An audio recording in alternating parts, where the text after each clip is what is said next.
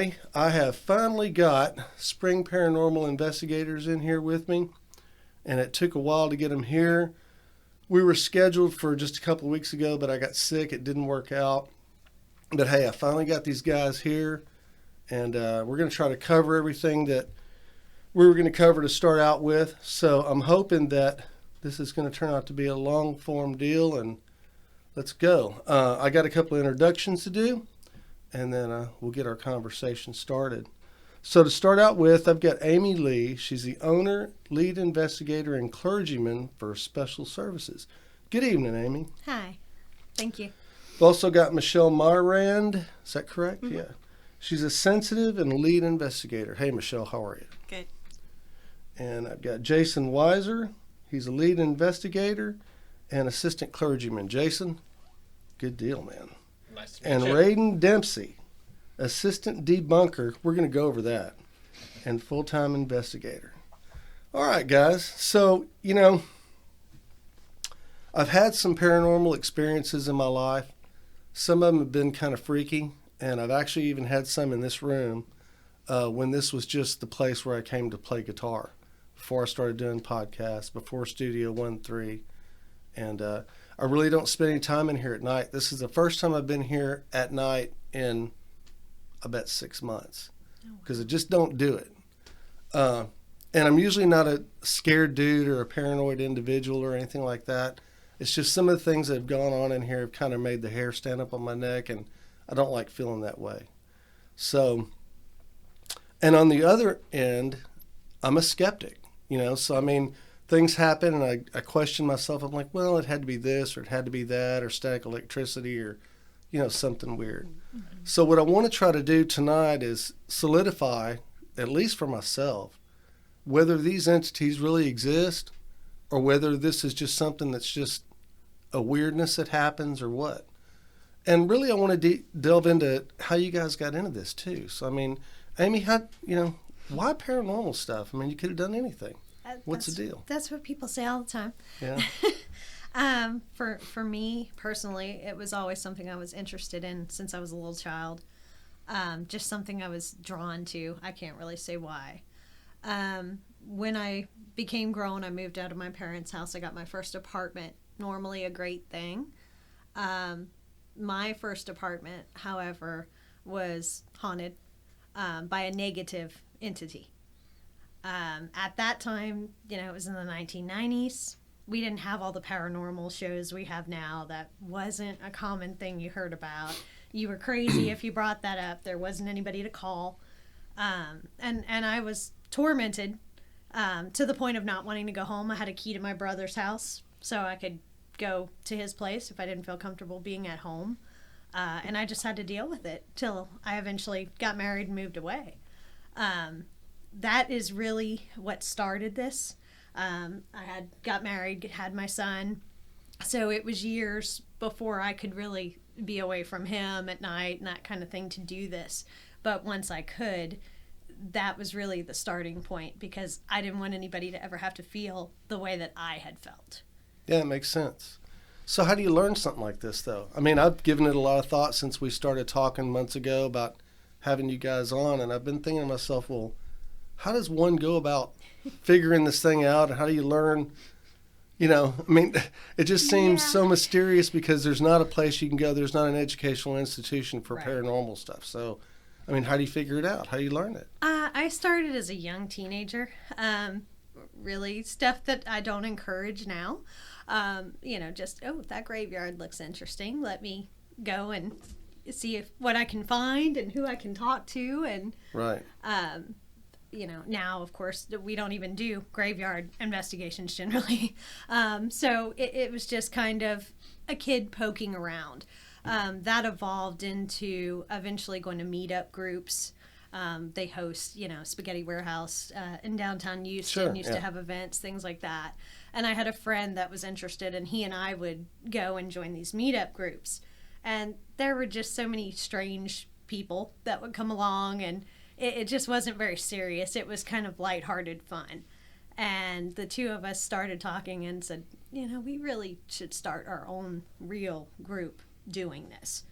And by that point, it was getting to be a more talked about thing. Not too long after we started, the first show came out, which was Ghost Hunters on Sci-Fi. And so from there, it just kind of evolved. And initially, I was calling people saying, can we please come investigate? We'll pay you to investigate. Right. And it just grew into something where now we have people calling all the time. We're doing this every weekend. We have people calling from out of state. Wow. So it just spiraled and grew and grew. That's cool. So here's my good question. Other than your first apartment, because one of my experiences actually was at my first apartment as well. Have you ever really been scared? I mean, during an investigation or when something that you thought was way wrong? I mean, almost scared to your wits' end. People ask that a lot, and it's hard to explain, but when you do this every week like we do, I don't want to say that it becomes routine, but in some sense it does, because you experience the same things over and over to a large degree. The kind of things, and I think this is for most of us, not just me, that scare us are not what would scare the average person who doesn't do this for a living. If we hear something, or if, for instance, right now one of those books was to fall off the shelf, that would not scare any of us. And I'd be gone. And that's normal. It's a normal reaction. For me, the scariest thing is when one of my team members gets attacked. If they're physically harmed or something is trying to possess that person. It's happened with multiple team members. I know it will happen in the future. Yeah. Those moments scare me because I, as the leader, I feel responsible for these guys. And also when I have a client that's being hurt or tormented and they're calling me in the middle of the night, I feel for them. Sure. So the fear is more with that for me than the actual entity itself. Wow. So I guess every investigation would be different for you guys then, because you don't know what you're dealing with. You're dealing with different spaces, I guess sometimes inside, sometimes outside, just depending. Mm-hmm. So what's the general method? I mean, how do you go about starting an investigation? I guess you get a phone call and somebody's got trouble and they describe to you, and I guess once you've got a description, you have an idea of where to begin. Right. I'm always the initial point of contact. I talk to them. And I'm really looking for, a lot of times I'll talk to family members in that call as well. You know, you'll have the husband or the wife in the background chiming in, oh, tell them about this and that. Or children in the background, So I talk to them and kind of just establish what we do, how our process works, and see what they're needing, what they're looking for, if we're the best fit. If we're not the best fit, then sometimes I will refer the case to someone else. Really? And it just depends on what exactly they're needing. We are a specialty team. We deal mostly with malevolent and demonic type hauntings at this point, but we will help anybody who needs it that we feel we can help. And is that because that's just where you do your best work and you found that that's probably where you belong, I guess? Almost like medical specialty in a way, I guess. You have certain doctors that do certain things because they're great at it. I guess that would be the case with you guys, huh? It was never planned. Actually, initially, it was just kind of, we'll help anybody with a paranormal problem, no matter how light, no matter how heavy. We discovered as things got busier that there were a lot of people that if someone calls and they say, I have this big cross on my wall and it turned upside down and the cat was thrown across the room, a lot of other teams will just, we can't help you. That call's over. They're done. They're out. And so I would help those people. I would take them. We'll take the case. Okay. Everybody's been chased out of here. People have been bit, this, that. That's okay. We'll come. We'll help. Wow. And it just kind of evolved into, we got that name and people realized those are the people you can call who will help you with that. And because myself, Jason, we're clergy, we also work with some outside clergy. So not every team is equipped to deal with those cases if they don't have clergymen that are part of their team. Right. So that's something that we felt we can help with. We need to answer the call. Right. Well, that sounds good. Okay, so I know you got a couple of good people here with you. Why don't you Definitely. tell me a little bit about what they do and who they are, and let's hear some voices. Well, this is Michelle. She is the first person that was not family or best friend that I actually hired for the team.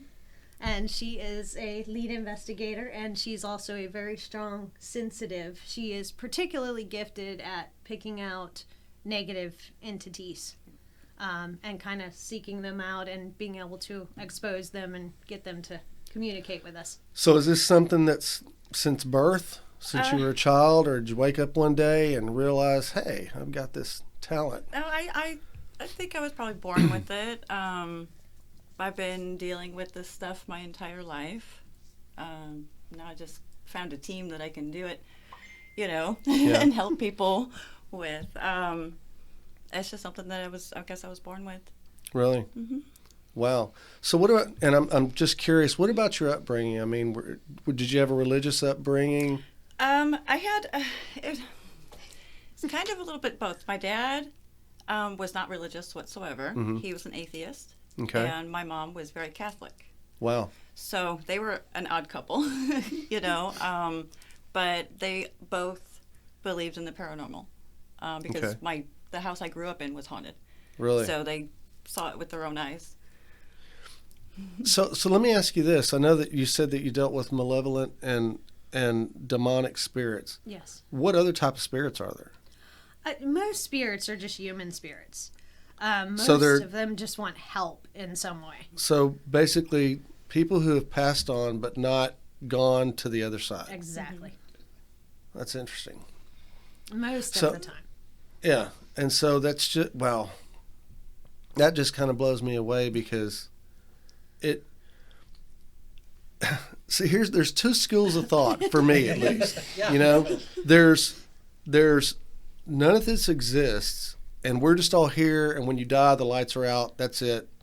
You're gone. Right. And there's the other school of thought that we're souls inside of this human structure, and once the structure dies, the soul is still alive and goes on to wherever it goes to. Exactly. That second school of thought kind of scares me, to be honest with you, because it leaves too many things open. I mean, where do you go? What do you do? How does it work? Is heaven real? Is hell real?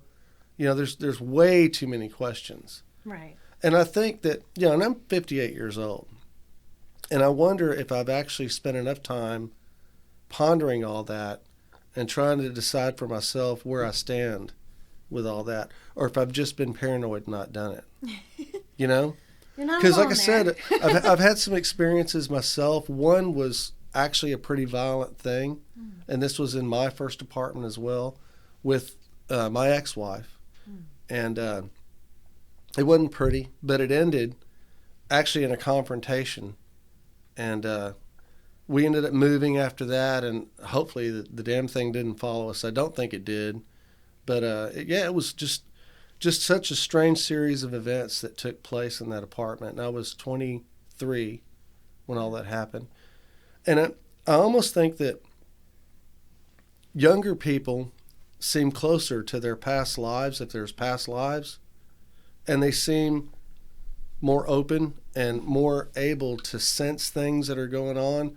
So I remember all the instances that I had when I was a kid, and those seem to have faded as time has gone on.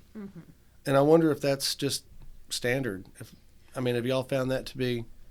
Yes. I think the reason being, and we've all talked about this too, is, you're kind of trained as you get older to look for a rational explanation. Right. I didn't just see that man's face out the window. That was just a reflection, and I imagined that. As a little child, you're more open. You haven't been taught to close that off yet. Society Right. makes us, try to close it off because otherwise we're the crazy person. Right. No Yeah. one wants to be that. Yeah. And you go to mom and dad and you say, Yep, I saw and they this. say, no, you didn't really see that. Yep. Yeah, my parents were great at that. Uh-huh. Yeah, they really were. So Raiden? Yeah. You do debunking, correct? Yeah. So how does that work? I mean, it's almost an oxymoron to have somebody to debunk. You know, because I mean, these guys are trying to prove that the entity's real and that there's something going on, and you're in the back debunking. So how does that work? Well, to an extent, my background kind of helps me because for a long time I did robotics, so I have a lot of times, we'll get into it later when we go over gear, I guess, but electromagnetic fields can kind of feed into these issues and cause problems. And we'll all take a baseline of rooms and kind of check to make sure that there's no, okay, this energy isn't coming from, okay, there's a faulty wire over here. So being able to kind of identify that stuff with my electrical background, also now I'm working as a part-time carpenter. If there's, I heard footsteps upstairs. Well, no, that's just your joists are placed incorrectly and it's causing creaking. So it's just stuff like that where I can start to analyze and help debunk the claims that people have. I'm not out to disprove any of what we find, but it's just to help prove that this is 100%. There's no real explanation for this. So that's kind of what I try to do. Yeah, that makes sense. Yeah, so I guess you're one of the first guys in then, I guess, or is this all happening at the same time? It's as a group. As a group, yeah. Wow. Always in teams, though. I have a pretty strict rule. These guys will tell you I'm pretty open about a lot of things, but one thing is you don't go in a room alone. Okay. You always are with at least one other person. That makes sense. If we've been to a house before and we know that what we're dealing with is pretty benign, obviously I'm a little bit looser on that, but still investigations are always done as a team. If we're in a house where the client has suggested that they truly believe they have a demonic and we have evidence to that effect, then I'm very, very tight on that rule. Even with bathroom breaks. Yes. Uh-huh. Yeah, I will make someone hold their hand Yep. in the door. You Can't cannot close the fully door all close the the door. way. You turn your back, you hold your hand, because that door could be shut where someone's trapped and can't get out. Wow. So as far as evidence goes, I guess this is EVPs. I guess it's things like that. EVPs, videos, flashlight activity, EMF activity. And EMF is Electromagnetic fields. electromagnetic fields. See, that's what I think might be going on around here, but I don't know for sure. So I guess it's possible. Right. And spirits produce their own EMF field around them. So we have gadgets that they can interact with just by getting close to. The lights will start going off and let us know that they're present. When we get into a structure, we do a baseline reading and we see what the base for that structure is. So if the whole structure is just one solid green light, then we know there's not an EMF issue. If we then put the tool down in the middle of the room and step away and it starts to go off in conjunction with our questions, then we know that we're talking to a spirit. Wow. So I guess spirits are intangible, so you can't really capture one, right? Right. That's too bad. It's not like the Ghostbusters. That's because if you could grab one, wouldn't that be something? He would love Yeah, I that. would love that. We're working on manufacturing photon packs. Yeah, I wonder if that'll ever come about. I wonder if technology will ever enable us to be able to actually grab something, or at least contain it, So, now this is really going to freak me out because I don't like talking about, but I'd like to talk This about. was your idea. But I'd like to talk about possessions. And it's not that I've always been worried about being possessed or something like that, but I've thought about it and I thought to myself, man, that would really suck. What would you do? I mean, are you vomiting peas? How do you feel? And how do you get out of something like that? The movie The Exorcist came out when I was a kid. Great. And man, that movie freaked me out.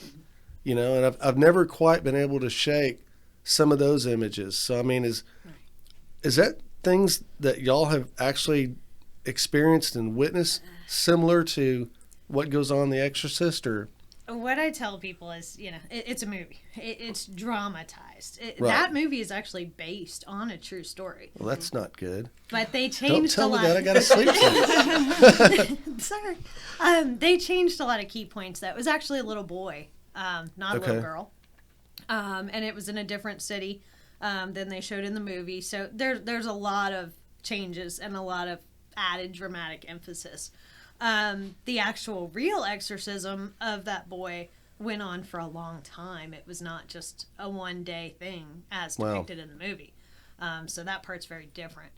Generally, possession definitely does happen. It is not a common thing. When a actual demonic attaches or tries to attach to a human being, there is an infestation phase first. That's just the little tappings in the walls and Right. the little, did that move? And, Yeah. that gradually builds to a phase of oppression, which is generally when we get the call. By that point, they're scared. Things are much more intense. Right. Bigger things are moving around, heavier things. People are being hurt. People are being scratched. They're not able to sleep. They're Right. being worn Yeah. down. We have kids getting pulled out of their beds, things like that. So that phase generally lasts a very long time. It just builds and builds and builds. Really, I wonder why that is. I wonder if the No entity one's is really just sure. is just testing the waters to see, or Well, I think they're wearing them down because a demonic can't just hop into you. Right. They have to wear you down, and finally they wear you down enough where there's not as much resistance, so they can possess you. wow, And we have very strong wills as people and humans, so that Some takes of a us little more than while. others. It takes a little while for them to, pick away at their defenses and, before they can, hop in them, I guess. Short, Right. short of You an know. all-out invitation. Right. And- an invitation. Oh wow. Yes. So let me ask you this: do you think that they pick certain people? Absolutely. Really, Absolutely. just based on will or strength, based on or will, mental. And the invitation, as you yeah, just said. That's yeah. a big part of it. People who are curious and they do things that they shouldn't can be seen as an invitation. wow, People with mental illness, a lot will have spirits attached to them because of their mental illness, and they're an easy target. Right. So, yeah. So do you think there's purpose behind this? I mean, do these entities actually have a reason for? Is there a purpose? Are they Absolutely. trying to attain a goal? What would the goal be? Demonics traditionally they're after souls. They're trying to collect your soul. Really? I mean, it's as deep as it gets. It's a very scary thought, and I think that thought causes a lot of people to go, "Oh, that's just not real," because that's a terrifying thought to really think about that Yeah. and really let that in and accept that. Right. This is my moment for my PSA that I've always wanted against don't play with spirit boards. I'm just going to throw it out there once and leave it at that. Yeah. So they're soul collectors, basically. Yeah, Wow. definitely. And they want to wreak havoc while doing it. Yeah.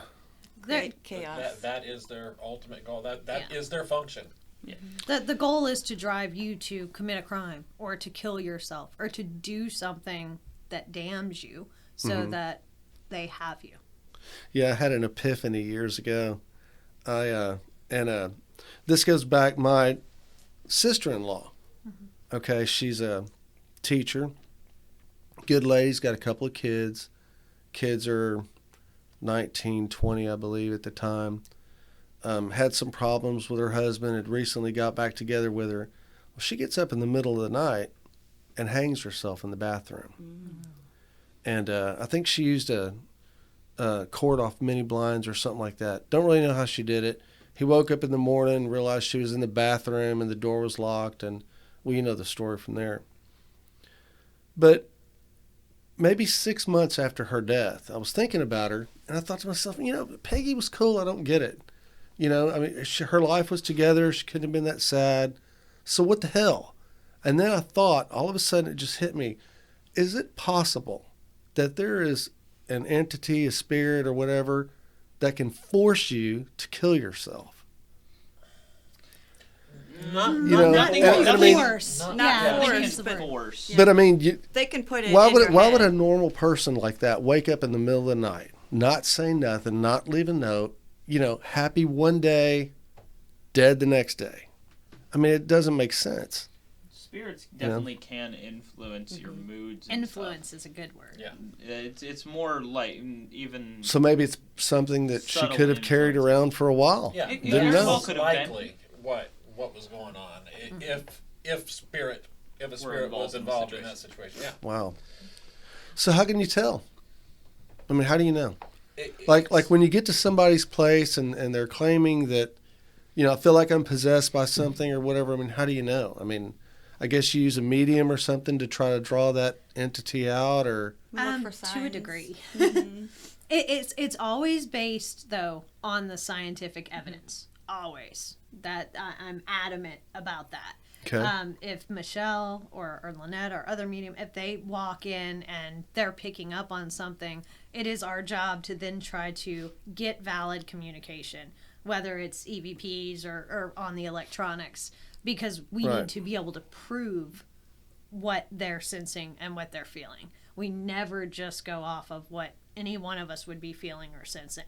It's got to be proven in evidence. And if Or we we throw can't it prove, out. yeah, if we can't prove it with evidence, then it's a personal experience, and Right. that's not really evidence. You know, so I'm feeling this kind of way. I think there's something over there, but we can't prove it. Then that's just me.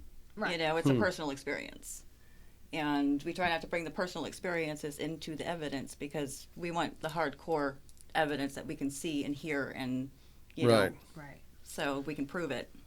Okay, so let's say you go to a place, find out there's a bad entity there. How do you get the damn thing to move on? Okay, it's different depending on what we're dealing with. If it is a human spirit, and the way I like to kind of simplify this for people in life, you have good people and bad people, right? Right. Exact same in death. You're going to have good ones and bad ones, so to speak, that are left behind. Mm-hmm. I have had many a conversation with dead serial killers through my medium. We had a flashlight session, actually, Raiden and I, with one not long ago, just 2 weeks ago. Yeah. So, that happens. Generally, those people are tormented. Hopefully, they have remorse about what they did. Some of them we talk to do, some of them don't. But there's usually anger, there's sadness, I'm afraid of where I'm going to go, so I'm not leaving. Okay. We hold ourselves here. Yeah. Nothing holds, after we die It's a and we're choice. stuck here. We hold ourselves here, whether it's, ego or shame or guilt or anger or, waiting for something or someone. We do it to ourselves. And so we try to find out what's holding them here so we can help them let go of that. Because if you don't let go, then you're not going anywhere. Absolutely. So, okay. So what about the biblical versions though of death then?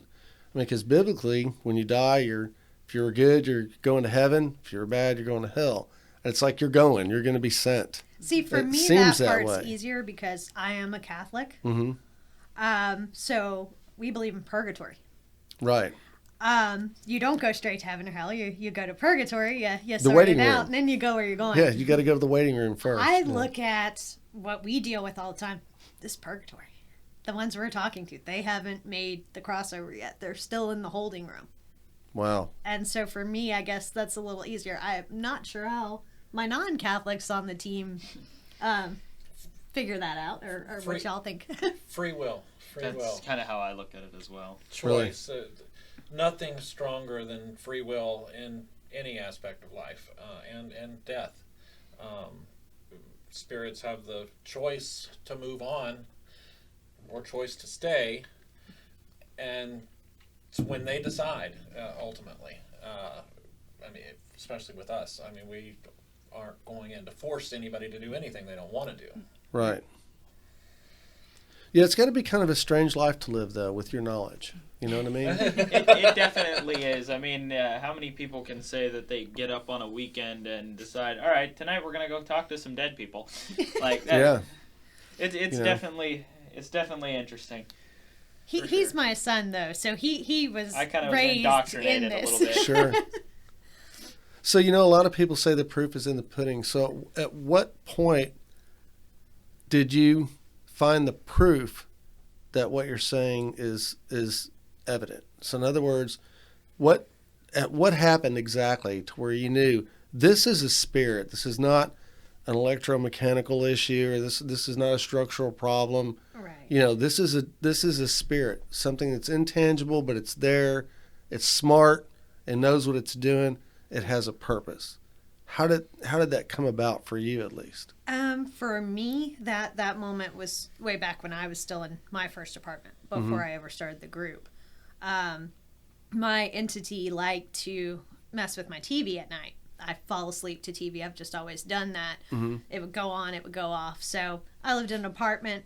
Okay, maybe it's the wiring in the apartment. You know, they're not wired the best. Or maybe there's a short in my TV. And I just got so sick of dealing with it. So one night I just pulled the plug, went and lay back down, TV comes on. Wow. That's not a short. It's not wiring. Mine Now liked I'm going, silverware. okay. Silverware and keys. Mine loved silverware and keys.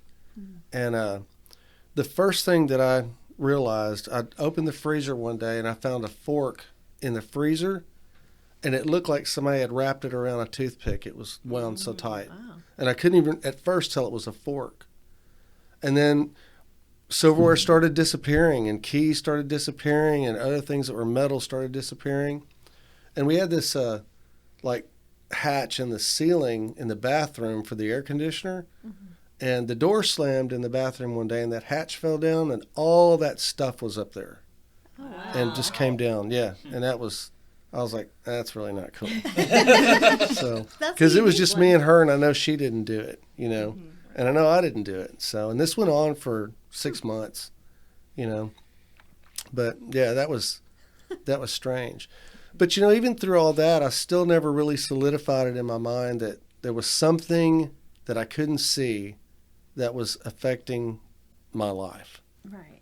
I just had, I don't know, it's just, maybe I'm afraid to swallow that. You know what I mean? A lot of people are. We have a lot of people like husbands and wives, and one will experience these things and the other won't. The other's close. I don't believe in that, you know, but she's bothered, so we'll have y'all out. See, my wife's a big believer, but she hasn't had, I don't think, any experiences. And I've had a bunch, and I'm always the one who's questioning, well, I'm not really sure. Right. You And know? it's different on both sides. You know, sometimes it's the man that's skeptical. Sometimes it's the woman that's skeptical. Yeah. We've had both. You know, some people are more open to it. Some people are more sensitive to it. You know, just like some people have allergies, some people don't. You're sensitive to different things. It's just an environmental factor. So some people pick up on that easier than others.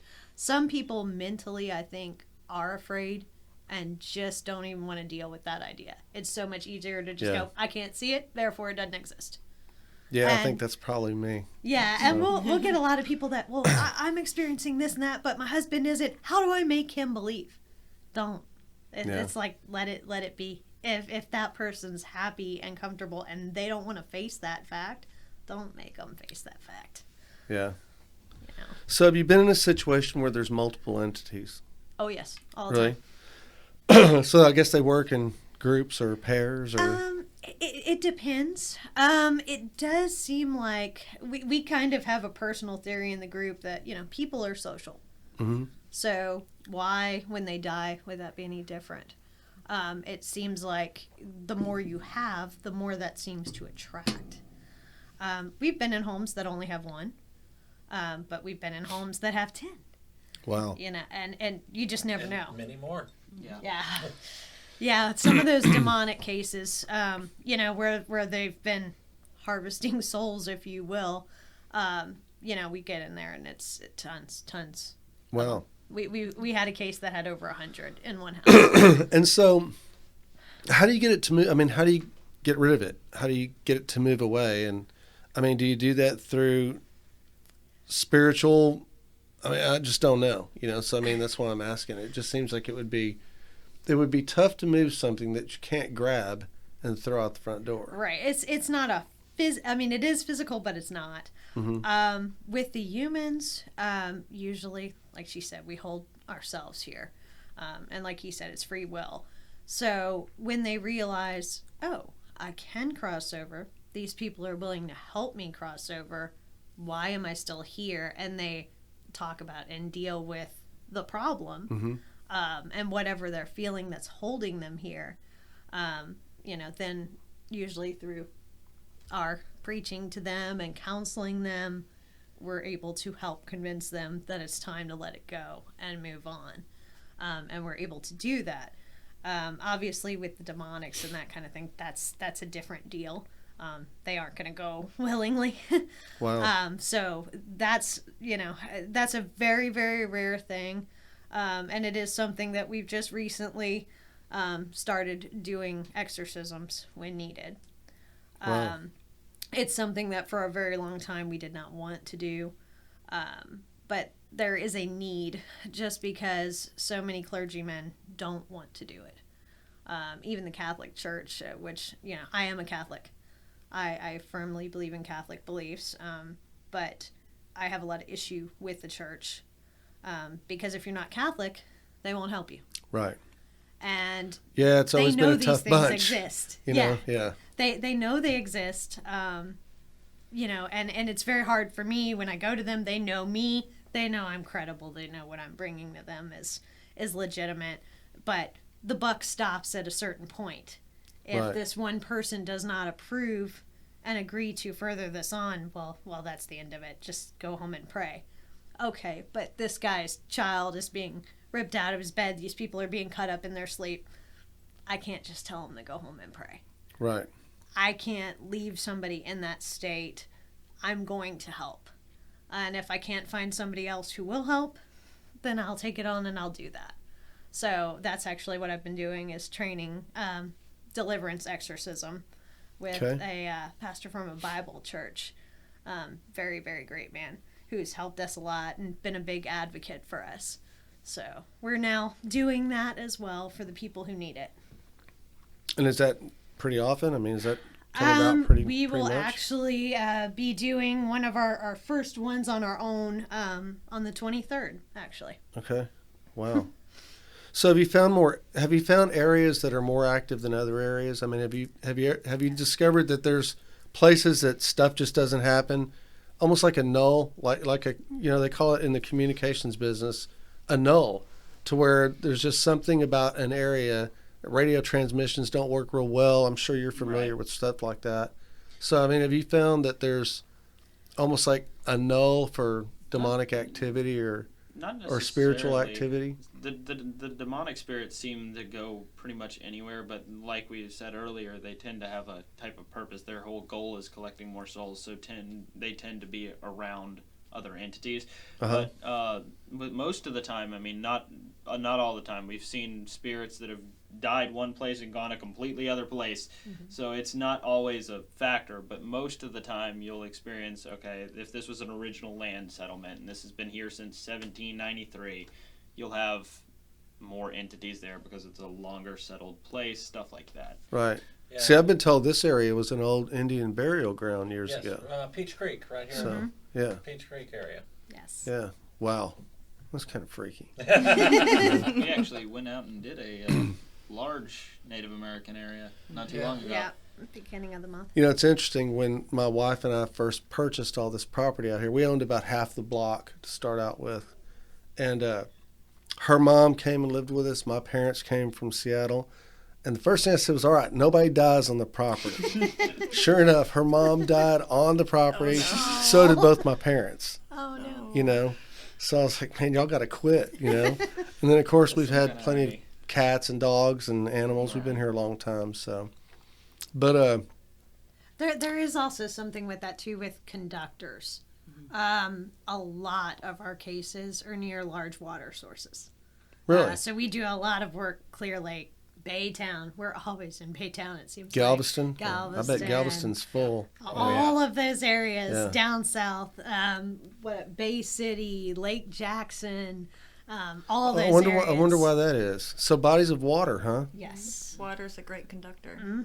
Huh. Water and limestone are the two biggies, it seems. Really, we don't have a limestone. lot of limestone in this area, Right. so that's not as prevalent here, but we have water. lots of water. We always Wow. like to say spirits are, in a sense, whether if you want to look at it in a more scientific perspective, spirits and souls are in essence just another form of energy. So by having that conductor, it makes it easier for them to communicate, which is why also if a structure, a home, or wherever has an EMF problem, since spirits also radiate it, they can also feed off of it, and it can contribute to the problem.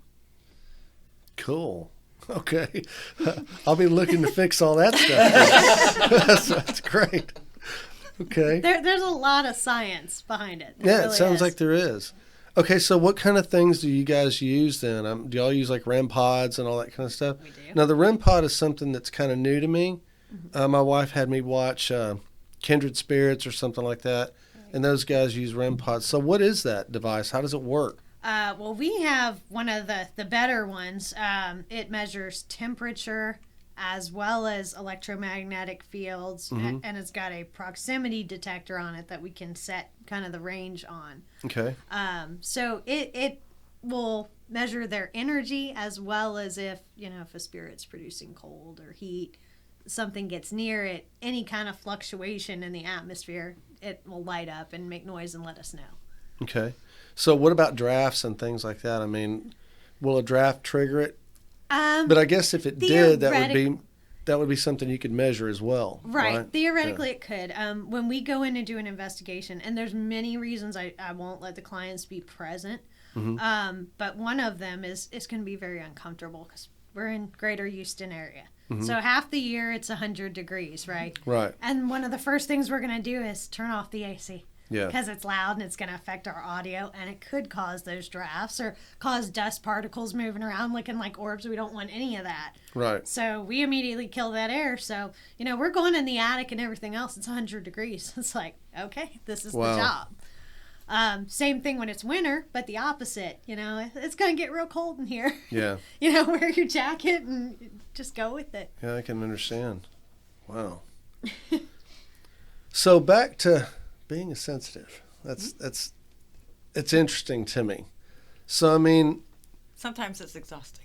I would imagine so. So I guess when you've been in a situation, and have you ever had anything that just kind of came out of left field? Like, let's say a loved one from somebody's that had passed on. Have they ever tried to, I guess, use you to give them information or Oh, absolutely. or whatever? That happens all the time. Mm-hmm. Wow, how does it feel? I mean, how do you know that's what they're trying to do? I mean, is it audible to you? Sometimes it comes in different forms. Sometimes I can hear them talking to me. Sometimes they're putting pictures in my head, and I get like a snapshot of something. Sometimes they're putting thoughts in my head. Sometimes they tell me to write things down. So I'll be writing things down, random words, that I'm catching and drawing pictures. I'm a terrible artist, by the way, but I try. It comes in many different, and sometimes I see them, like you sitting right there across from me. Sometimes they'll be right there, So it comes in many different forms. Or like at the jail when that one jumped you. Yeah, that one we had an investigation. And I let my guard down because I was very tired. It's towards the end of the night, and we were kind of getting ready to pack up and leave, and not so nice entity decided to, jump in me, I guess. And I didn't notice, but Amy noticed. And Tracy. And Tracy noticed, and I guess because I don't remember really anything while it was one of the inmates there. It was at the jail. I don't remember anything when he was in me, but until they got me outside, and I'm like, why am I outside? So wow. We were in the death row section. Yeah. I think it was the extreme section. Of Really? the jail. Which jail? Old Lavaca. Fort Lavaca, yeah. Wow, cool. Yeah, there's two ladies that run it, and they actually let ghost hunting teams come in and have a night there, kind of thing. Very nice ladies. Yeah, I would imagine there's a lot of torment there. There was, yeah. Antique jail, not Right. been operational for many, many years. But there are several entities there, and there are some that are particularly not nice. We were Some just like to steal things. yeah, Yeah. we were just trying to talk to them, and all of a sudden I noticed the change in her, and she just went stoic. And Really? I'm trying to talk to her, trying to get her to respond. She was gone. I mean, Okay, so just to gone. make me feel better, no pain or nothing like that, right? No. Okay, that's good. Yeah, and we That's actually, my niece was with us. It was the three of us at the time, and she was like, oh my god, she's she's out. And I was like, okay, we just got to get her outside. Let's pick up the gear. Let's get her outside. Keep it controlled. And she had an EMF detector in her hand, and she actually had her hand on her back, and then she had the EMF right behind her because she was kind of guiding her, and the EMF was redlining on her Wow. because of the spirit being inside of her. So we're getting her downstairs, and you can tell she's still not coherent. I said, get her out, get her outside, out of the building. We take a break now. Called the other team, said, we need to take a break. Everybody outside. And then I guess it just released? Yeah, the second that I stepped outside, I was like, what am I doing out here? It's like, Wow. yeah. Have you had any experiences like that? Yeah, I've had my fair share as well. I mean, obviously, kind of growing up, and kind of not, it wasn't really like she in any sense forced it on me, but I was kind of watched the shows growing up and kind of was aware that there was at least a school of thought of people that believed that they existed. So I was always kind of skeptical, and I had my I'm not going to get too far into it, but I had a plethora of personal experiences, some not so nice and kind of violent, and that was what really caused me to be like, okay, this is something real. Because I had one really bad one where I got thrown across my room, and that was just like, yeah, nothing did that. So I was I know what you mean. I got pushed out of a rocking chair actually, and I remember I landed on the floor and I was, my hands and knees, and I turned around and looked at the rocking chair and I thought to myself, what the hell, right.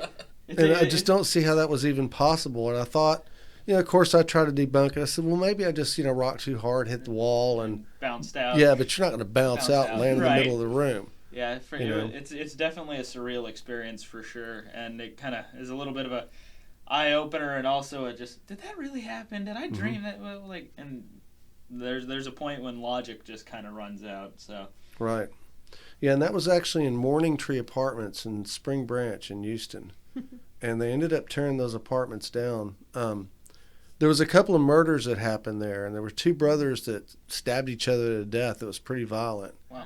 And there were a lot of people, and I think there were 215 or something like that units, and there were people all over that were having experiences.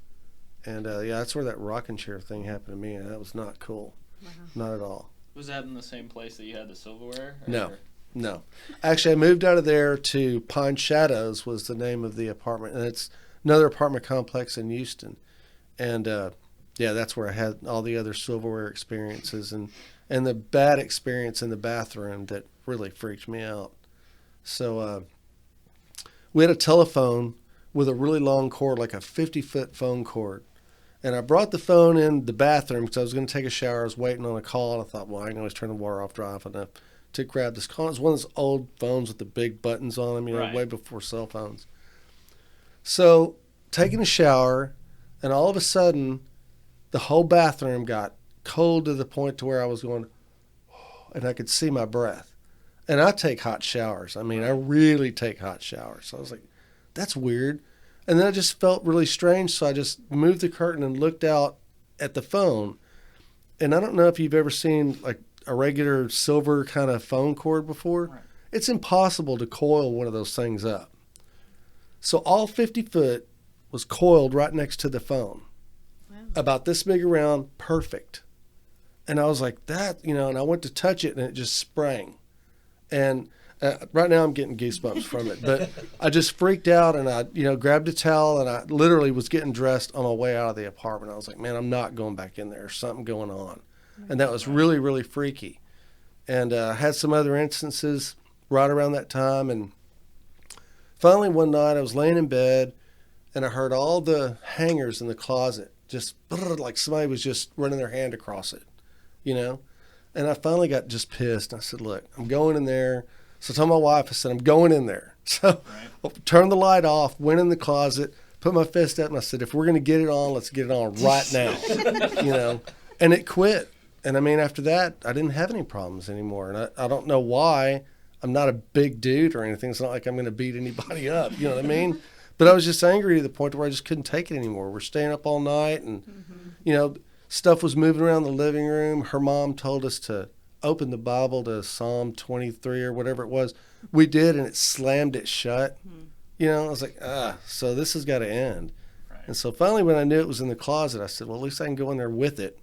And either it's going to beat me up or I'm going to beat it up or something. You know, so Only one of us is coming out. yeah. So that's how that ended, you know. And we stayed there about another 3 months and ended up moving out. And I haven't really had too many experiences since then, except for in this room. And I don't understand why I'd have anything in this room. We had this building on the other end of the property, and a tree hit it, crushed it.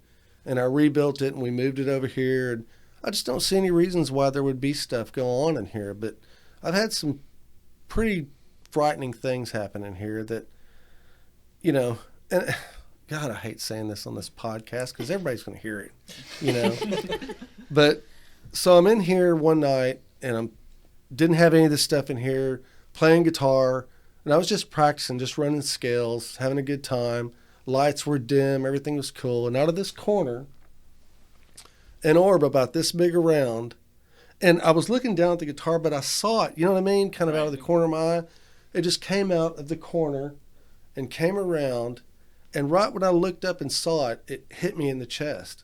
And I just felt all the hair on my body stand up, you know? So I put my guitar down. I went in the house. You know, didn't say nothing to my wife. I just thought, man, that was really freaky. You know, and I thought, nah, I'm just tired, and you know, I'm cold, or something else happened. You know, came out here a couple of nights after that. Had some other freaky stuff happen, and the thing that got me to where I don't come out here anymore at night was when the building felt like it lifted up and dropped down, and I didn't like that. I was like, okay, that's not cool. I'm going home. I'll play the guitar during the day, you know. And so everything else has been during the day. This is the first time I've been out here at night in a long, long time. And I don't feel like it's a danger or anything, you know what I mean? And maybe it's just animals jumping on the roof, or, you know, I don't know. But, yeah, it freaks me out. I don't like it. You know, I don't like feeling that way. I want to feel safe, warm, and comfortable in my old existence. You know, I don't need any of that kind of stuff. But I'm really interested in what you guys do. I mean, so y'all don't make any money doing this, or you do charge for this, or, I mean, how does it work? The only thing we charge is a travel fee, is what we call it. And basically, it's just to cover our costs. Yeah. That's all we do. Just cover gas and stuff like that? We can't afford to do it out of pocket. We all have day jobs, every one of us. Wow. That's actually why our medium isn't here with us tonight, and why our part-timers aren't here. You know, that's our bread and butter. We do this to help people on the side. We are, and I am in the process of trying to make it an official nonprofit. Mm-hmm. And the goal is for this to be completely self-sustaining one day, so that we don't have to even charge people the travel fee. Yeah. But it's a very small nominal fee. I mean, depending on the area, how close to how far, you know, local greater Houston area, we're talking anywhere from $10 if they're right down the road from me to, you know, $50, you know, if they're in Galveston. Yeah. So, you know, we don't charge much at all. If we have to go out of town, if it's 3 hours or less, I'll drive the turnaround. That way we don't have to make it any more than gas money. Yeah. If we have to stay in a hotel, if it's 4 hours or more, you know, then we get an inexpensive hotel, a bedroom that has, you know, 2 beds so that 4 of us can go, and that's what we do. So we do everything we can to keep the costs down for our clients as much as possible. Well, that's pretty cool. It's not about making money, it's about helping. Yeah. Wow. It's serious, you know. It's such a strange. I've had a lot of other businesses come in here and talked about, you know, weightlifting and sign shops and just all sorts of stuff. You know, so this is just so out of the norm, and it's intriguing. So, and I had another question, and it slipped me for a second here. So let me see if I can get back to what it was. Okay, we talked about, how much you guys charge. So at one point you said you want to carry it over and make it a nonprofit, and it seems like a doable thing. Yes. So what about, and you mentioned Galveston a couple times, it's kind of come out. Have y'all done any cool places in Galveston? We have, actually. Some of us singly, not with the group or before we were in the group, and other investigations as a group. We actually, every year, I try to reward these guys because they work so hard. Mm-hmm. Nobody twisted any of their arms to make them volunteer to follow me into this stuff. And it's pretty humbling that they do. Especially with the danger that we're going through. I mean, every Sure. one of us, that's our time away from our families and our pets and our homes to relax, that we're giving up to go help complete strangers.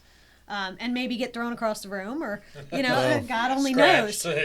And the fact that these guys are willing to do that and follow me into that, I'm incredibly blessed to have every one of them. I could not do it without them. I mean, I have the best group that anybody could ask for.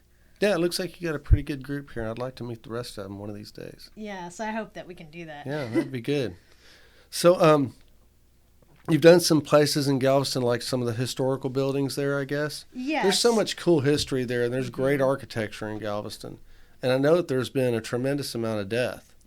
Yes. So I would think that there's spirits all over the place out there. I would think that's There is. the place to go to get them. Yeah, it definitely is. We actually, I kind of segued out of that there, sorry, but we actually take a team trip every year. And that's kind of their reward for all the hard work. Yeah, It's just, that's cool. sometimes we go, do somewhere that's really scary. Sometimes it's been a hard year. Let's just go somewhere kind of fun. And Yeah. so this past year, that's what we did. We went to Galveston and rented a house and spent the weekend. Makes me Well, that's laugh cool. because once we got there, the B&B we were staying at, we started getting a bunch of activity Yeah. in, and it's like, all right, nope, no time off. This was Yeah, supposed to be really. a leisure trip. What Right? happened? Yeah, exactly. That's pretty cool. That stuff dragging down the stairs.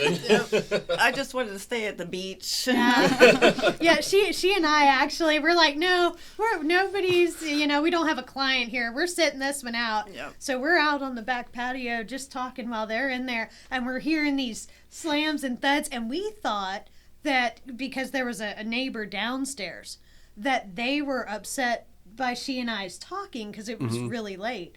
And come to find out, we kind of lost track of time. Yep. And it was later than we thought. And these guys had already stopped and gone to bed. So, we're looking at the clock. We're like, oh, okay, we're keeping them up, and they're banging on Banging the wall. the wall, yeah. Yeah. So we go in, come to find out, they weren't Nope. aware of us. They weren't out there. Like, okay. And then these guys were hearing bangs inside while they were investigating. And apparently some of the spirits that they talked to admitted to doing that. So later we found out, oh, okay, I guess that was paranormal and we didn't even know it. Yeah, we didn't even realize that. Right. That's cool. Even went to go answer the door once. Yes. Who's knocking on the door? That That was one the was weird. weirdest one of the whole thing. Yes, So it that was. happened in broad daylight. It was just like, Really? ding, ding, ding, and then we're just like, huh? And we Nope, went to, someone's at the no door. one's there. Yeah, we were And they had a glass sitting in the door, living too, room. so. And I mean, Galveston's, I'm from New Orleans, so it's a relative thing, but there's a lot of kind of dangerous areas. Sure, yeah. Um, Yeah, I've been out there a lot. So, yeah. So, we hear this banging on the door, and so we all look up like, it's a rental house. Like, who would be banging on the door? So I'm kind of hesitant. I'm like, I'm not afraid of anything dead, but if it's living, I'm kind of, Yeah. So I start going Weird for the again. door, and he was right behind me, and we get up there. I mean, there was nobody. And we were on the second floor. We had the second and third floor of the house, which is one unit, and then the ground level is another unit. So whoever would have come, they would have had to come all the way up the steps, across the porch to the door, and then gotten back down and out of sight before we would have gotten there. There Wow. was just no way. There Nice. was nobody there. So let me ask you this. How often do y'all show up on scene and it just turns out to be bullshit? Or turns out that there's nothing there and homeowner or whoever has big claims and, you know what I mean? Just somebody wasting your time. It's it's strange. A few years ago, when I actually formed the group. I've been doing this for like 27 years, but when I actually made it into a group and we started doing this as a unit, I would tell people when I hired them, if we get 10 calls, maybe 1 or 2 of them are legit, the rest aren't. Wow. It's not like that anymore. Something has changed there, and I don't know if it's our reputation and the type of calls we're now getting that we don't experience that so much, or if it's just something generally or spiritual that's going on. I talked to other people who run paranormal teams a little bit here and there, and they've commented the same thing, that Really? in the last several years it's gotten a lot more active. Because I'm a minister, I follow the Catholic paranormal clergy pages online, and they have been saying it for years. The Really? Vatican is actually secretly recruiting more exorcists. There's a call all over the world for, we need more people doing this. Where that's coming from and why that's happening, that's anyone's guess, but it's definitely different than it was when we started. We find a lot more malevolent type activity and a lot more valid hauntings than when we started this. Yeah, we've had a few that we've had to debunk and say, Right. sorry, you know. So you gotta have a huge EMF theory. I would think you'd have a Right. theory on that. So what's your theory? What do you think's going on? I tread lightly on that because it gets into religion. That's cool. With This me is a good again, place being to play. Being a Catholic, there's a lot of speculation that, we're kind of the beginning of the end. Getting near the rapture. Gonna and that happen kind of sooner or thing. later. I don't know if that's the cause. I don't know if it's just because times are so troubled. You look at everything that's going on in this world. SPI does not discuss politics. Whatever way you sway, but I think everybody can admit there's turmoil. Sure. There's division. We have all these storms. We have this pandemic. I mean, there's just so much negativity going on. It's a question of, is this just feeding off of that? Is That's it just cool. That's interesting. atmospheric? I never thought of that. So I wonder if population has something to do with it too, because we have more people now than we've ever had. Right. And I think exposure has a lot to do with it too, because 20 years ago there wasn't any shows and things like that. Now there's shows, there's books, there's groups like ours. It's becoming more mainstream. Yeah, and it's an answer too. I think right. probably before the shows, stuff would happen to people and they didn't have any idea of what it was. Right. They just kind of, Mm-hmm. Or they now didn't they're have anybody to call. Yeah. right. Yeah. So I think exposure has a lot to do with it as well. People are more aware that there's other things out there. Wow. So have you been able to identify certain types of demonic spirits? I mean, are there, and I'm just going to use terms that I don't even know. I'm just going to make them up. But like, are there Igors and Pods and Rods and Bobs? And, are there? Yes. I get where you're going. Yeah. It's interesting. Everybody on the team, for the most part, has a different religious and spiritual outlook. That's actually something I purposely strive for initially because I wanted those different viewpoints. Something I might not think of being a Catholic, somebody else might think of because they're a spiritualist or they're a Wiccan or they're this or that. So I like those different viewpoints. We have come across some very strange things that we all just kind of scratched our head and went, what is that? Being a Catholic, when I originally started this, I was very clear on, okay, we have ghosts, we have demonics. That's it.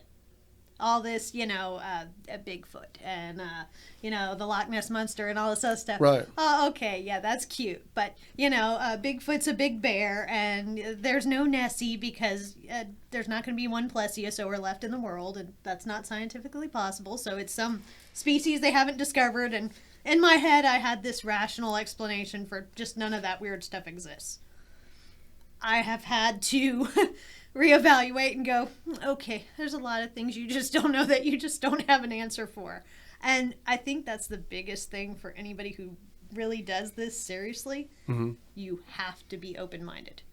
It Well, of does course, not yeah. matter what your view is. You have to be open to the possibility that there's something you never even considered or thought could be actual. And we've had cases where we've all stopped and looked at each other.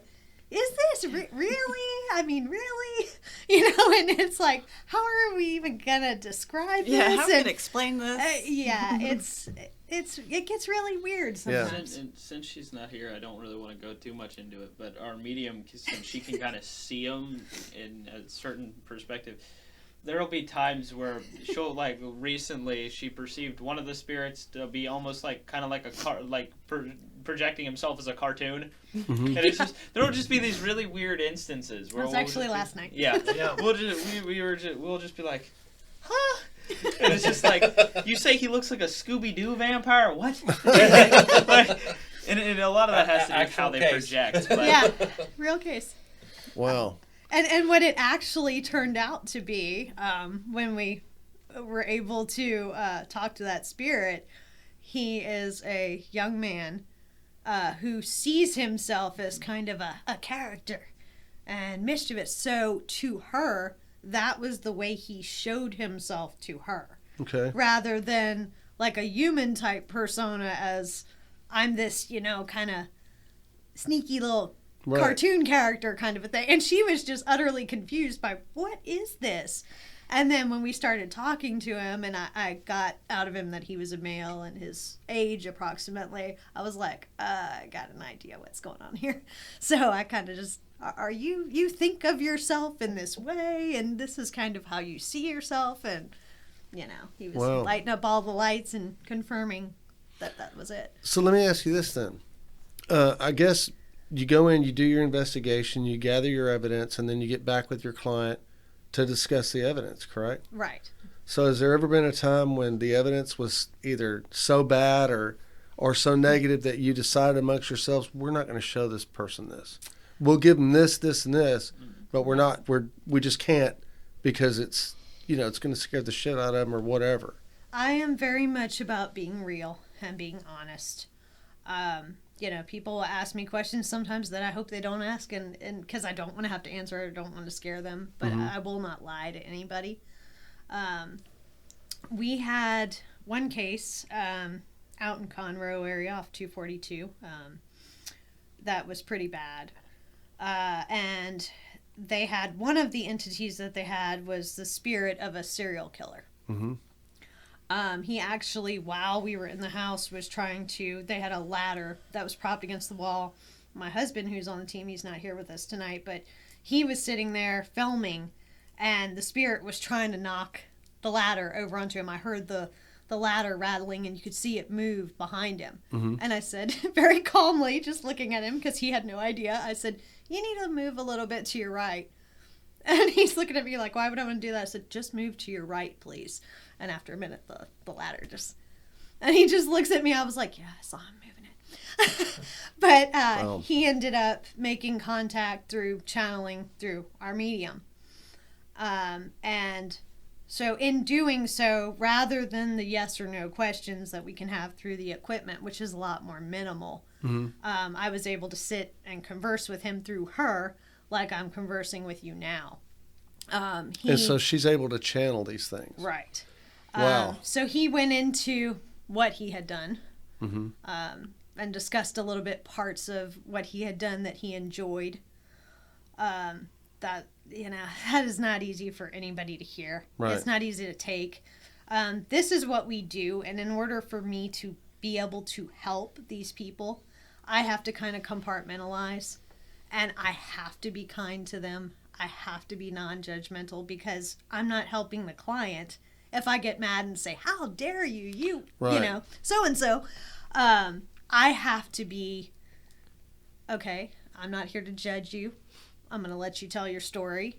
If you want my help, I will help you, you know, and I kind of go into my preacher mode on that. Right. And that's just the only way to do it. But when we had to go and reveal that session, Jason actually went with me, and that was rough. Before we got to that video, we did the others. I stopped it. I said, okay, I need to let you know one of your entities is like this. This gets pretty graphic. This could be very disturbing. If you don't want to listen to it, you don't have to listen to it. If you want me to stop it at any time, you just tell me and I'll stop it. You know, and I explained why I did it and why I let him continue. And they understood. Her husband actually was, I think he was drinking. A little bit. Yeah, he didn't. He kind of pulled Jason off to the side. Let's have a drink over here. Yeah. He didn't want to deal, and Right. he just checked out in his own way. That was okay. She said she wanted to hear it, so we started to watch it. And as things got more graphic, at some point she was like, "Can you please stop it? I need to go to the restroom. I'm not feeling good." Wow. Not a problem. And we never did finish that video. I don't think No, we finished we it. didn't finish We it. just let it go. We also never withhold evidence. Like No. everything, you get it. The client receives it, and Wow. that's that. So, I guess there's cases where you just inform the client, this is what you got. You're going to have to be able to deal with it. I mean, are there times that you can't get this thing to move on, and it's just going to be there? And I know that there's, you know, from watching ghost hunters, that there's repetitive haunts and things like that Right. aren't that much intelligent. That's just, you know, something that continues to repeat. Residual haunting is totally different. Right. They can't communicate with us. They're not going to respond to your questions, that kind of thing. It's more like a timestamp, like a tape recorder, just repeating itself over and over. They don't know that you're there. They're not They don't even conscious know of that you. They're not there. concerned. They just think Yeah. they keep Yeah, repeating. it's just like an Wow. energy stamp. Yeah. So that's a totally different thing. And I don't know personally of anybody who knows how to remove that. I mean, there are certain, you know, if you believe in the stones and things like that, certain things you can place around that might help certain types of activity, that kind of thing. But it's not something you can communicate with and remove in that way. So if you're able to Intelligent haunts, obviously, is completely different. Right. So if it's something demonic or malevolent, you can usually get it to move on, or at least. We have had, I call it faith, call it luck, whatever you'd like, extremely good results in moving on human spirits. We're really successful every time. We You know, haven't I had bet any that were knowledge has a not. lot to do with that. I bet the fact that they have the knowledge, that you have the knowledge, is probably what does it. And they're like, I'm going to go somewhere where somebody doesn't understand what's going on. It'd be a lot easier to peg them down and break down their will, you know. Right. Now I've got these cats in here, you know, they figured this thing out, so I need to go. Right. You know? Yeah. We have, you know, between Michelle and Lynette, you know, we have people that can sense them, even if they don't want to be sensed. Wow. You know, Lynette is a very, very nice, kind soul. She doesn't always pick up on the most negative, not because she's not able, but she doesn't like to see that. You know, that's just not her viewpoint. Right. Michelle is particularly good at noticing those, whether she wants to or not. So, you know, she'll come up to me and, okay, he's standing in the corner over there with his arms crossed, looking ticked off because he knows I can see him. Yeah. And, you know, she didn't Sometimes want they to don't see like him, when but he's there. when they know I can see them. So at that point, it's like, okay, well, see, she can see you right here, so you might as well go ahead and talk to us because you're exposed. So do you have these experiences during the day also? Yep. I mean, like at the mall, Yep. the store? Yep. Wow. Yep. So just kind of Like wherever. I said, sometimes it's exhausting. Yeah, I would think it would be. Do you sense anything in here? Do you want to know? Yeah, absolutely. Yeah. Yes. Wow. Well, that ain't good. I guess, you know. I feel like I'm pretty strong-willed, so I think I'm going to be okay. I don't think it's anything bad. Oh, okay. Well, that's good. That's good. So, where are you going to go from here? I know that you got quite a team. You got what, like 9 people? 8. Yeah. 8 of people. us. Wow, that's a big team. You know, Yeah. it's a lot to carry around. And so, as far as equipment, things like that, I guess you've got state-of-the-art stuff. You said your REM pod was new, and We and do. what else do y'all have besides REM pods? And what do you catch your EVPs with? We have digital audio recorders, digital video recorders, cameras, the REM pods, laser grids of different kinds. Laser grids. I think I've only seen that once, and I found it to be really interesting. Yeah, That we was have cool. the big ones you set down on the stand and they kind of light up the whole room, light up the walls, so you can see if anything disturbs the grid while you're sitting there in the room or while you have the camera focused. And then we have the little handheld ones, which are kind of useful if you're sensing that like something's circling you or something like that. You can turn them on, or if they're messing with the equipment, sometimes you can turn them on, see if you can see a break in the grid where if they're physically doing it. Because like with the flashlights, it seems like some of the time they kind of think it and project their energy onto it. Other ones almost seem to physically manipulate it. One of the ones we were talking to last night, actually, he could see the light turning, and I saw the light move a couple of times and called it out in the video. So there are other times when it's complete projection.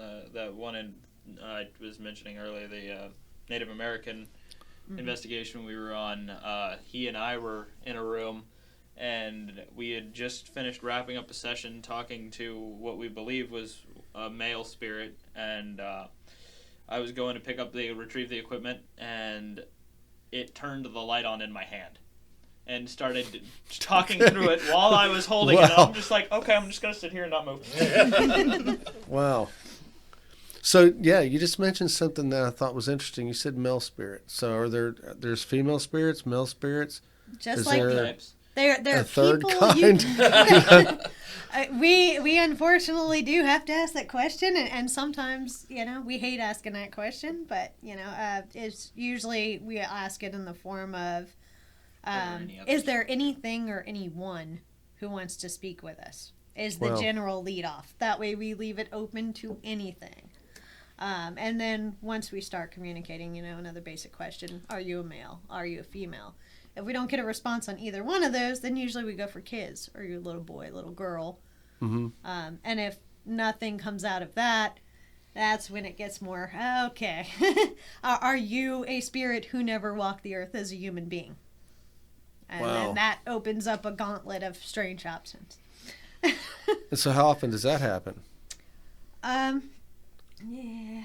It's Let's say percentage-wise, if I was going to be 20, paranoid of 30. something, 20%. that'd be the thing that I'd be afraid of.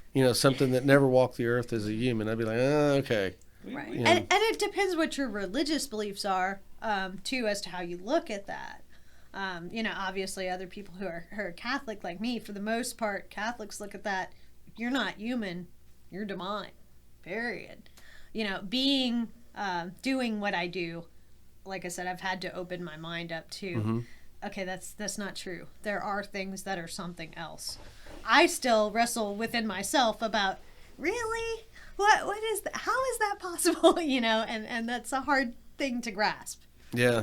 There are also some times where we've run across, we can't physically communicate with them, but our medium, she'll see like an animal attached to a certain spirit, like their dog and most of the times when said spirits decide to move on, those will move on with them.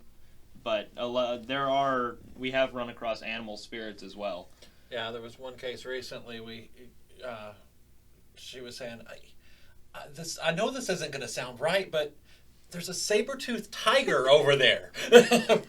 Okay, yeah. well, that was weird because in that particular case, and we don't have it on evidence, it's a personal experience for me, so I kind of can't really put much into it, but I actually saw the thing run in between a door, and I was just like, I did not just see something that looked like a saber tooth run across the doorway, and that was a moment where I had to kind of sit there and go, did that just happen? But So, that brings me into, wow, now we're going to get deep. So that brings me into the question of soul. So would that mean that animals have souls? I completely think so. That actually makes me feel pretty good. I've lost a few animals I was really close with that I loved a lot. And it would make me feel great to think that they had souls. I believe they do, and I believe the reason why we don't have a high number of animal spirits, hanging around is because they don't have the human ego, they don't have the human guilt, they don't have the things that would hold us here. Animals don't have that. Yeah, that makes sense. sense. So they go on, Right. they're not stuck here. And I think the ones that are with, the people, it's because the human spirit requires their presence there with them because they can't let them go. So they're together. Like I hope my dog's there with me when I go. Yeah. But You're starting to make me think that it's not just lights out, Yeah. That's comforting almost, because it just seems final. I've got a few friends that I think are quite atheists, and, their ideas are, hey, when you kick it, it's over, it's done, and that's it. And I've always felt like, well, there's got to be more than that, and there has to be. And the reason why I think that there has to be was when I was a kid, I had a lot of deja vu. And there's one particular memory that I have that has stayed with me my whole life. And what street is that? I believe it's Waugh Drive, where the old big silos are. I remember driving a bread truck, and I was passing those silos when a nuclear bomb went off. And I remembered that when I was a little kid, and I kept asking my mom, what happened? And she's like, you're retarded. That's what happened, But I remember it. I actually remember it happening. And I lived in a high rise also. I've never lived in a high rise. So it was just kind of a, crappy old apartment, but it was way up like 23 floors or something. So it makes me think that there was a past life before this one. And if there was a past life before this one, then there can't be an end when you die. You know what I mean? So maybe you come back, maybe you go to heaven, maybe you go to hell. I don't know. I don't know what happens, but I think we end up somewhere. yeah, well, if you think about it, I'm not going to hang around here. That's for damn. That's what I keep Well, telling you got them. company, When I'm apparently. gone, I'm gone. Yeah. I ain't hanging around. But if you think about it, we are energy. The soul is energy. Our human body is nothing but energy. Right. Energy cannot be created nor destroyed. So if we're energy and your soul is energy, it can't be destroyed, so it has to go somewhere. It has to get turned into something else. It has to go somewhere. It's a never-ending cycle, And I do believe that you probably caught a glimpse of your past life. My son, he's 13 now, but he's gifted. I call him gifted. He's a very, very strong sensitive. Like, he probably better than me. And he grew up, when he was little, he was always telling me stories about the family he had before. Mm-hmm. And he would give details about the mom and dad that he had before, and his brothers and sisters that he had before, and where he lived before. And then even talked about when I'm a girl, I'm going to paint my nails. I said, what do you mean when you're a girl? But he's meaning, like, after this life, he thinks he's going to go and be, Right. a girl in the next life. So he's telling me about his next life as well, and I believe him. He was 4 or 5 years old and describing in great detail of his life before, his family before this one. Right. And I was like, wow, it just shows you, because and all his life I've encouraged him, don't block that out. Keep that.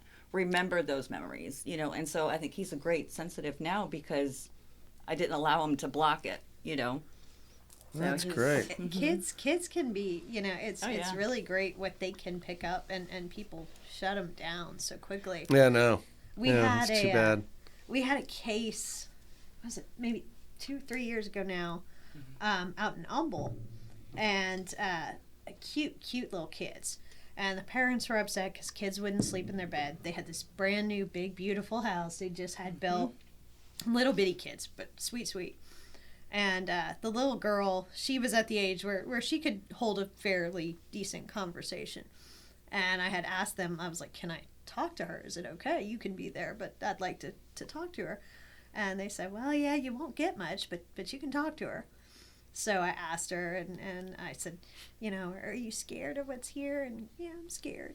And I said, okay, well, we're going to help with that. And I said, can you talk to me a little bit about what they look like? Okay. So I said, well, are they big people like us, or are they little people like you? And she's like, both. Okay. Multiple? Yeah. Okay. And I said, well, what do they look like? Are they pretty, or do they look scary to you? And she's like, she thinks for a minute, she says, they look like zombies.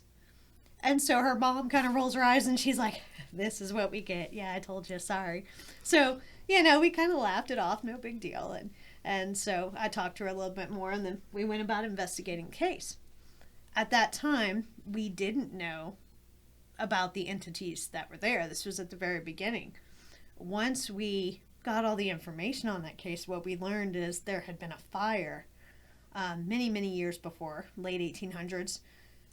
House had burned down and the whole family had been killed in the fire. Oh, wow. They burned to death.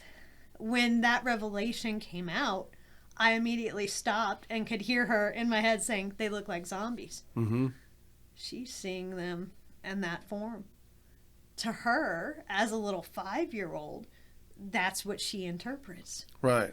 And it just reminded me, okay, don't dismiss so easily, even if the words being used are not, what's real and tangible.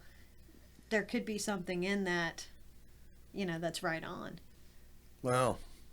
And also, going off on a little bit of a tangent, you touched on that it was a new house, and we get calls all the time. Yeah. We've got stuff going on, but I don't get it. This is a brand new house. We're the first ones that's lived here.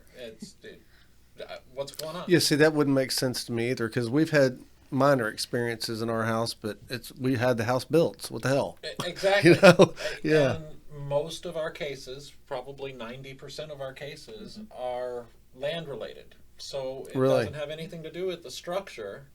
It's what was on the land, what happened on the land before that structure was there, or what happened 200 years ago. I mean, that's sometimes what we're dealing with, or longer. Wow. Yeah.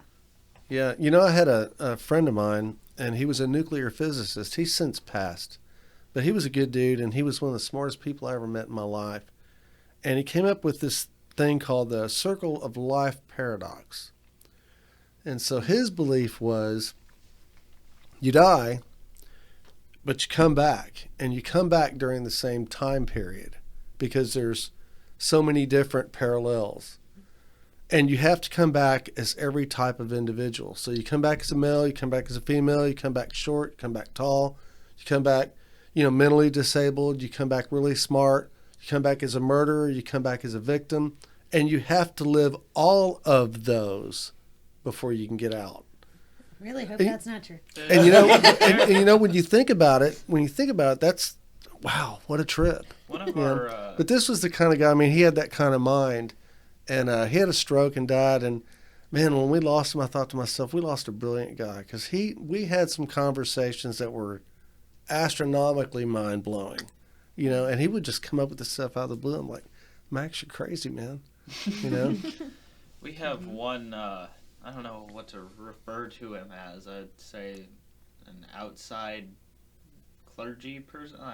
Yes, we have a few outside people that aren't part of the group, priests and so forth that we work with, that will call in for certain cases if they have a skill that pertains to that. But our Taoist priest that we were in conjunction with, he believes kind of that everything gets reincarnated, and that going through life, and it's a popular thought with Buddhism as well, that you kind of have to reach enlightenment and go through trials to kind of become enlightened and move on.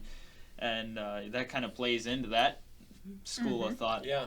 And that would make sense. And from what we've seen, we've had stuff where we've talked to spirits and they've remembered past lives, or we've just all kinds of stuff, and it really kind of makes you wonder. Yeah, it does. It just opens it up, And I don't really like being closed-minded about anything. I want to be as objective as possible, so I kind of got to weigh everything and take a look at all possibilities. And some possibilities scare the crap out of me, but other ones, make me feel better too. Like, the fact that animals could possibly have spirits or souls. That, that's comforting. I really get a kick out of the whole multiverse theory, because I think like there's one of me where the only difference in the world is the fact that everyone's name is backwards, and that just kind of amuses me. Yeah, isn't that cool? Yeah, I wonder if that's ever gonna be proven. See, to some people, like you were saying, it's comforting. Other people look at us and they're like, y'all look crazy. Y'all are just a bunch of crazy people. And I get it from their perspective. I completely do. I'm sure there's somebody who will watch this who will be watching it thinking that or laughing about it. I couldn't... I'm reluctant a lot of times to talk about what we've seen in cases because it's like if you weren't there, you couldn't believe it.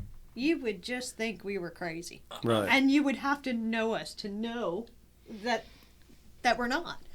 I've caught myself plenty times talking about cases and experiences, and I'll stop myself in the middle of the story and wait. Okay. I know what you're thinking, but I assure you, this really happened.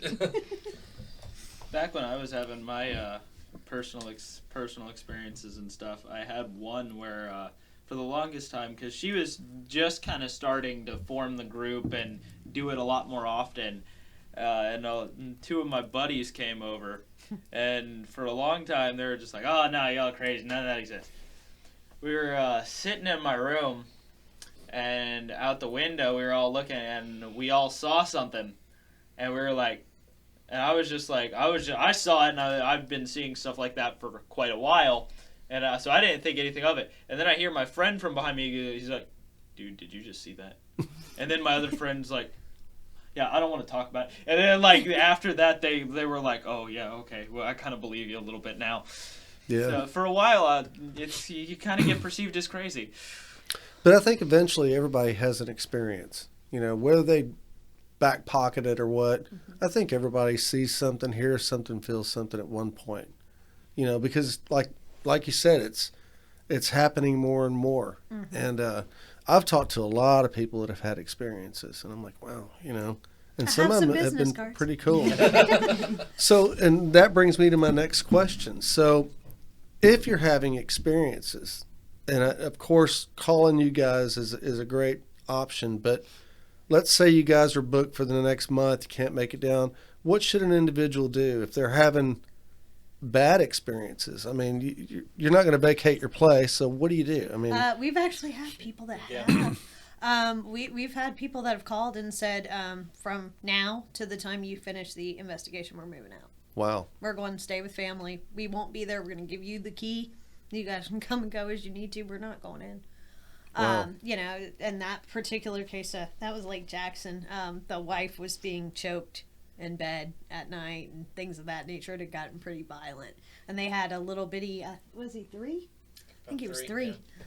Year old son in the house. So they were just like, no, we're out till this is done and clear. We can't do this. Well, I was always under the impression that demons went after the kids before they'd go after the adults because they're a lot easier to take over. Well, that one actually, ironically, as bad as that sounds, it was not a demonic case. It was a human spirit. Really? Somebody just angry, huh? Lake Jackson, actually, if you do the history on it, and which we always do when we're investigating a new town, do the full background. It was initially a few plantations, really big, just sprawling plantations. Right. Lots of slaves. Lots of harsh treatment, abuse. Oh, yeah. Just horrible, Torment. horrible things that happened. And they actually, in their house, they had the spirit of a slave who had existed there, and he had been abused and he had been tortured to death. He was angry about his death. He was angry that he was there. He was angry that they were now in his space. And saw a sensitive person in the wife who could kind of feel his presence and just, okay, I'm going to scare you on out of here. I'm miserable. I'm going to make you miserable. Wow. And we actually helped him to come to terms with everything, admit what he had done. He apologized for what he had done, and we cleared him and moved him on. Wow, that's cool. So let me ask you this. Because this always brings me to another question. Has anybody ever hired you guys to go in prior to them moving into a place? No, we have not had that. No. Oh, sounds like something y'all ought to offer. That would be interesting. Although on your last move, you were screening all of them through us. Yeah, I would send pictures to her and my medium and be like, hey, what you getting there? What am I buying into if I get that one? Yeah, before we get this place. And we were actually, initially, we were looking for a historic home. So some of them that we came across were a little like, one of them, my medium, just looked at, she's like, no, just you don't buy want that that. house. I'm like, why? No, you just don't want it. I'm like, no, I want to know now. Like, should I go put a business card on the door? You know? And we actually, ironically, we almost bought the house that was right across the street from it. There were two on the same street that were for sale, and we were very interested in the house across the street. And I said, if we get this house, this is going to be real interesting, because she made a point of telling me nobody stays in that house, and that's why they're having trouble selling that house. Like, those people will be in and out. And I was like, oh, if we get the house across the street, I'm going to be watching going, hey, I can help you. Yeah, we can fix this situation. Well, guys, it's been great having y'all on, and it's been fun. I learned some stuff today, so I usually do. And I'm glad y'all are out helping people. You know, you got to pursue that nonprofit thing. I think it'll help you out a lot, and maybe through that you can get some additional funding and be able to do it, you know, on a full-time basis. Yeah. So how often do you get to, dedicate? How much time a week, a month do you get to dedicate to do this thing? We do this every weekend. Every weekend. So all your time off. basically. Yeah. Wow. Even during the week. I work a full-time job during the week. I have a family, and I'm constantly on call for SBI. I do evidence review. My son, sometimes when he's off, will help me with that, which is a great help because my time is so limited. On weekends, we're doing investigations, sometimes back-to-back. We had one last night. We're here tonight, Okay. you know. Other times, if it's a really big one or we have to go out of town, then we'll just maybe do one that weekend, just because of we have to have enough energy to be able to do it. Sure. Or sometimes we'll do an investigation on a Friday, but we'll do a clearing on a Sunday. Mm-hmm. Stuff like that. So it's constant. It is all of our free time. I tell my clients, once they call me, I'm with you till the end of this, no matter what that is and when that winds up being. They can call me at 2 a.m. if they want to. I will get up and I will talk to them if that's what they need. It's got to be exciting. You know, it's got to be a great job, you know. So what do you do in your regular job? I am a scheduler for a construction company. We do inspections. Okay, cool. What do you do? I work for a tech startup. Really? Yeah. Oh, that's cool. What kind of tech startup? It's a new app for customer service sales type stuff Really? that we're in the process of developing. Yeah. Okay. Yeah, I'm in the IT business. Really? Yeah. Yeah. So what do you do? I am dispatch manager for a repo company at night. She lives dangerously Really? all the That's way cool. around. Yeah. Yeah. You don't play, do you? No. Yeah. And what do you do? I work with my uncle at his roofing and remodeling company as a carpenter. Well, that's cool. Okay. Yeah, and our part-timers, one of them is retail. Well, two of them are retail. One is an electrician. That's actually our lead debunker. Okay. And then my husband is shipping and receiving. Wow. Yeah, diverse group. Yeah. Yeah, so y'all bring a lot of talent to the table. All right, so how can people get in touch with you? What's the best number to reach you at? 281-825-8618. Okay. I'm Amy. If I don't answer, leave me a message, and I will call you back. Generally, if I can't answer, I will send a text, an automated text, just letting them know to leave me a message, because sometimes people will call, and they're kind of timid about what to say, and they don't leave a message. So I'm very big on, please leave me a message, because if I'm at work during the day, I can't answer. I will sometimes answer on my breaks. I will text on my breaks, and I'll often set up phone appointments, tell them I'll call you at 5 p.m. as soon as I get off. So evenings is the best time if they want to directly reach me. But sometimes we're on a case, and I may not be able to answer right at that moment, so please leave me a message. Okay, great. And I know you guys are busy, so how far out are y'all booked usually? I mean... Generally, we stay about 3 to 4 weeks. I always leave emergency slot room in there. Okay. A lot of times we don't do the doubles, but if somebody calls me and they're just in torment and people are being hurt or we have small children involved, I will work them into my schedule. They will get a sooner appointment than that, and we'll make sure that happens. Okay, great.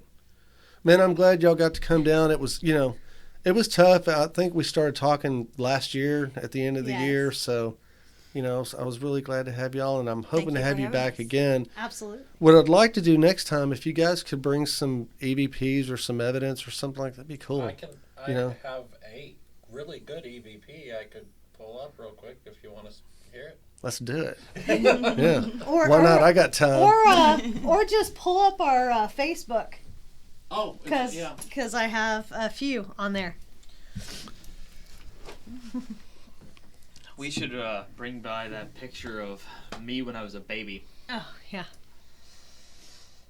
We have a photograph of, because we used to live in New Orleans before Hurricane Katrina. Yeah. And there's one photo, and the doors cracked open, and she was looking in on me while I was sleeping, and I was passed out. And you know those little like foam kid chairs? Mm-hmm. I was sitting in one by my nightlight, and just from the nightlight out just to the center of the room, there's just a lightning bolt screaming across the room.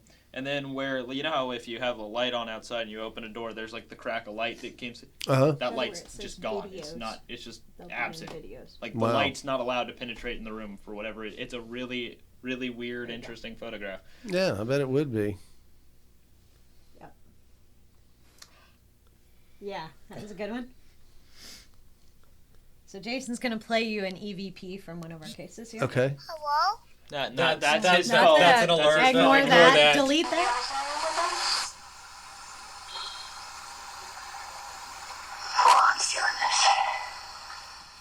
That was my niece asking, "Is there anyone in here with us?"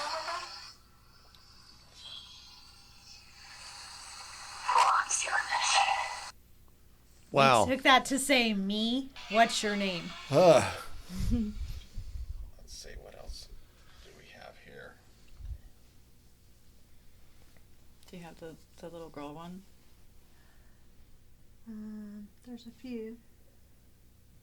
Or the one where, like, are you a 12-year-old girl? And There was one we because got. that one's a good one. Yeah, that's definitely in there. Do we have the one with? It'll be more recent. It'll be up more in the top ones. Do we have the one with the guy who is when we were questioning whether or not he wanted help, Could be- and was he it just this said one? no, just help. It might be that one. That one was interesting.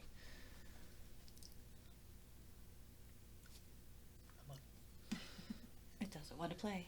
I hate technology. I hate it. I like technology. It's earned me some money. I'm an Ed Warren fan, and I'm very old school. If I could still use the bells on the door handles, I'd be doing it. It's all high tech now, and I'll just get frustrated and give it to these guys. Here, Yeah. deal with this. Oh, I've only got 3G, so it's crawling. Oh, that's why. Well, that's cool. Because I want to save something for next time anyway. Yeah, we've got so- lots of We'll really bring you good some good EVPs. videos. there. Okay. Yeah, that'd be great. Yeah, and we can superimpose those, so that'd be wonderful. Like I said, I enjoyed having you guys out, and it was an interesting conversation. And I learned some stuff. I feel better. So, and in a way, I'm a little bit more paranoid, too. So, we're just going to have to see where it A little goes. bit of each. But I'm going to be leaving these guys in here, and they're going to do an investigation and let me know what they find. Hoping that it's not going to be anything negative, because I don't need that in my life. I got enough negative as it is. So, but anyway, guys, we'll see you in the next video, and looks like we're going to be out of here. Thanks. Thank you.